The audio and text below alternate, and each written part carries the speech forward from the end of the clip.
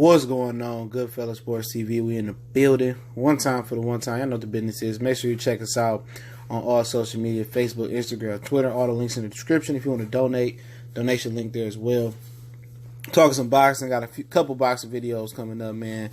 Not gonna be saturated with a lot of boxing videos no more, man. But I seen this early this morning. Forgot about it. Seen an article, wrote on it.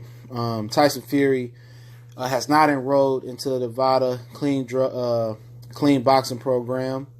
So the WBC has not sanctioned Tyson Fury versus Deontay Wilder yet. Mauricio Sulaiman Jr. is, basically begging Tyson Fury to enter the clean VADA drug testing program. And like I said before about this entire fight card, man, they got everybody hopes up for this fight card, saying they was gonna super stuff the undercard. And from what I'm hearing, not saying that I'm got the most greatest sources, that it may not be that.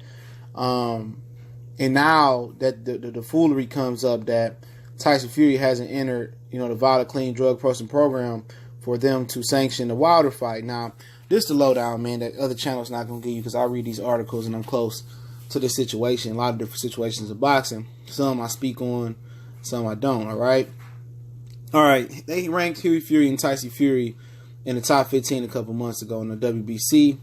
Okay. Hifi Fury entered the WBC clean drug program. All right. The random testing through VADA. Okay. He entered it. Tyson Fury, has 90 days to enter it. I think this is around the pinata fight. That's what I call them. And he has 90 days to join. It was like a couple weeks before the pinata fight, all right?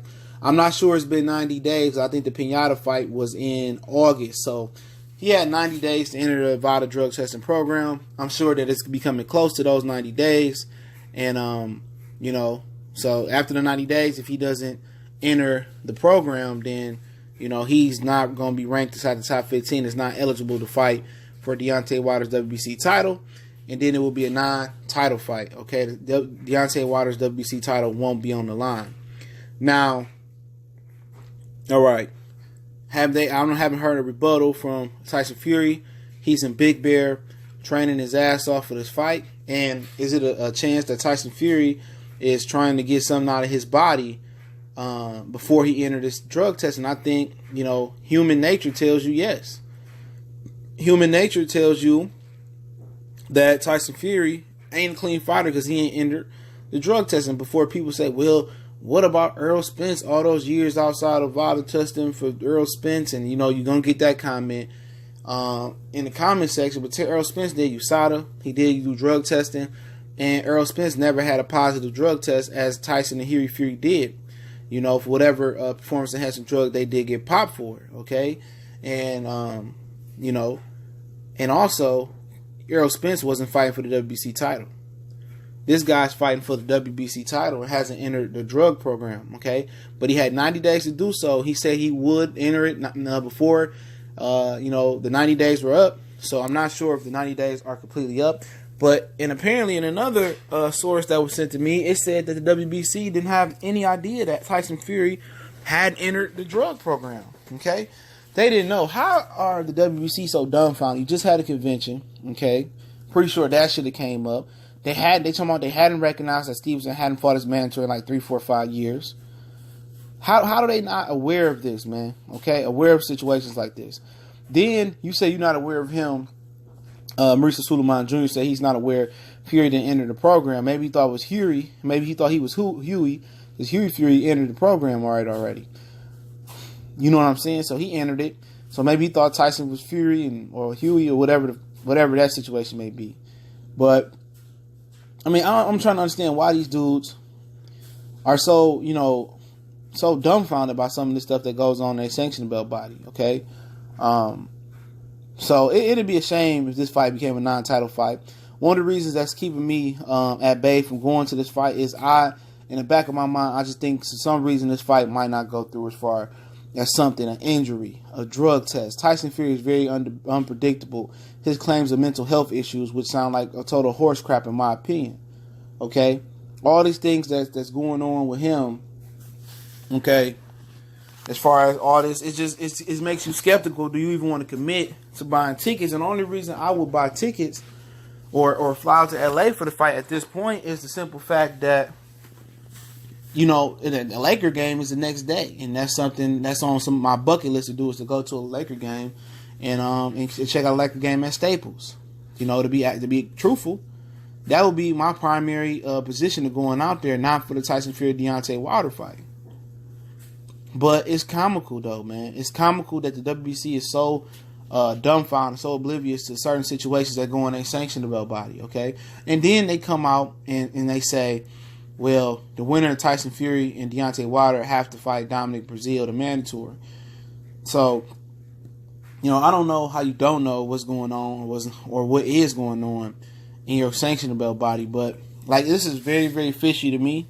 If I was, you know, planning on flying in from Boston, New York, Detroit, Chicago, Minnesota, Milwaukee, Tampa, Orlando, Charlotte, Carolina, or wherever, Virginia, DC, wherever, that's costing me money to go to this fight, I would be skeptical about committing my dollars, because if you don't get like a first class ticket, you don't get comped, you don't get refunded. You know, in certain airlines, you don't get refunded at all. So if you're not a basketball fan and you don't plan on staying out there past the Laker game that following Sunday, I mean, why would you commit to going to this fight and you don't, and it's this hanging over the fight? You already know Tyson Fury is a firecracker. You know, he got mental health issues. I already don't believe that. That's always something that certain people hide behind. I won't get into that. And he already got problems, you know. He already been tested positive for performance-enhancing drug before. He not enrolled in VADA. They didn't sign these contracts. He not enrolled in VADA. Some people saying he don't have a license to box in the United States. I think that may come up. I think he may have already got a license to box if they signed the contract, okay? It's been cleared by the California State Athletic Commission, but this VADA drug testing thing, is he trying to get something out of his system? You know, because we know Billy Joe Saunders and some things were coming out the Dominic Ingle gym about using oxyfreen and using certain things to get out their system to cut weight. You know, and now people going back saying, was Kell Brook on some type of stuff to come back down and make work versus Earl Spence? I mean, people looking at Billy Joe Saunders. He was fat and sloppy before he ended up with Dominic Ingle. Now he boxing for 12 straight rounds and not gassing out. I think something happened with Kid Gallup before. So, you know, people asking questions. And him being close with Billy Joe Saunders, and they making that ruling on Billy Joe Saunders and Dimitri Andrade tomorrow, the Massachusetts State Athletic Commission will let people know if Billy Joe Saunders will be stripped of his, or will they sanction Billy Joe Saunders versus Dimitri Andrade. And if they don't sanction it, Billy Joe will be stripped, and Dimitri Andrade will fight the number one contender, Walter, this guy Walter from Africa. He has never fought outside Africa.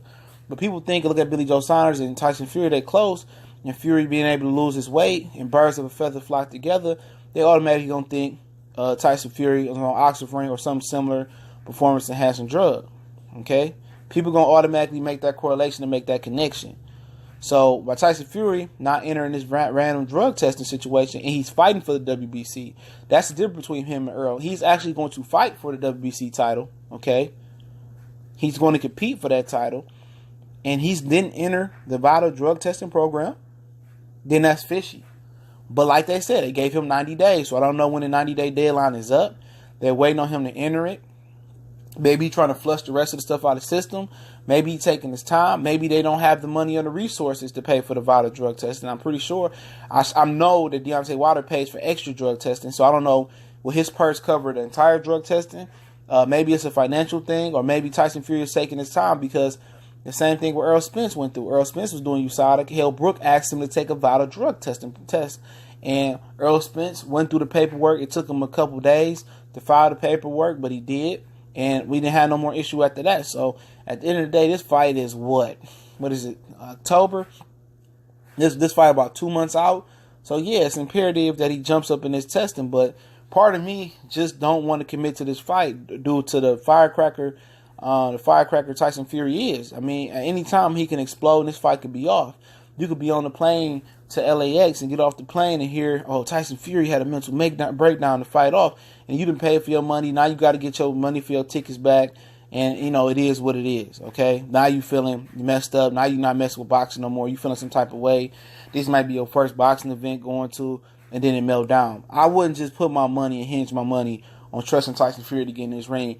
Always in the back of my mind for this fight, I always thought that I don't know if I would commit my hard-earned money to go into this fight because of this drug testing program. Fury dropped the weight, his mental stability, and that's somewhere in the back of most people's mind. And if they don't want to admit it, pro Wilder, con Wilder, pro Fury, con Fury, they don't want to admit that Tyson Fury could legitimately pull out this fight at any given moment and you could waste your money. And I think a lot of people is walking on eggshells when you hit that button to Travelocity or Delta, or whatever you comp your trip through, knowing that you got to trust Tyson Fury, who, you know, most people think it's premature for him to take this Deontay Wilder fight.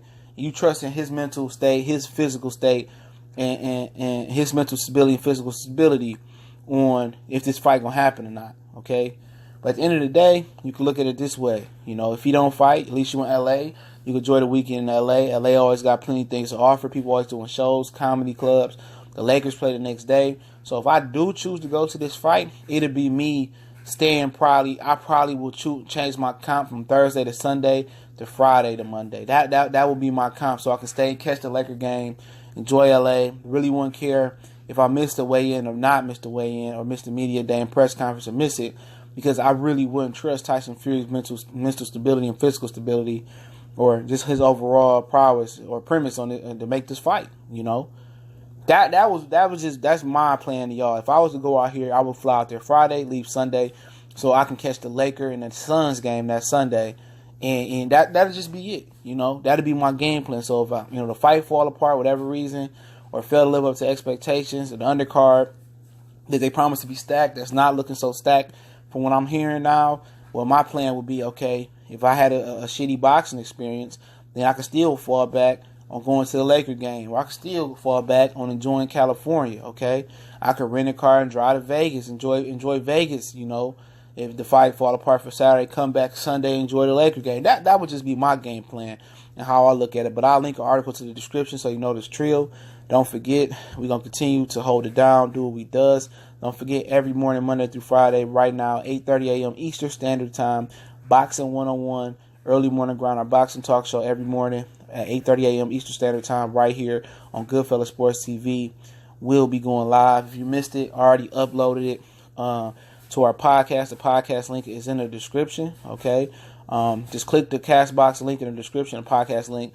Take you to Castbox website to download the free application, and then sign up with your Facebook, Google account, and you in there. They offer a lot of different great podcasts at a free $99 price, free, okay, as well. And don't forget, we on Facebook, Instagram, Twitter. Don't forget our growing playlists as well, NBA, football, all that. If you want to make a donation, the donation link is in the description. Shout out to the entire Lions Den box community one time. We're going to continue to grind and keep working, man. And share the videos, retweet them out all on social media, and share them with a friend and talk boxing and sports. Y'all know what the business is.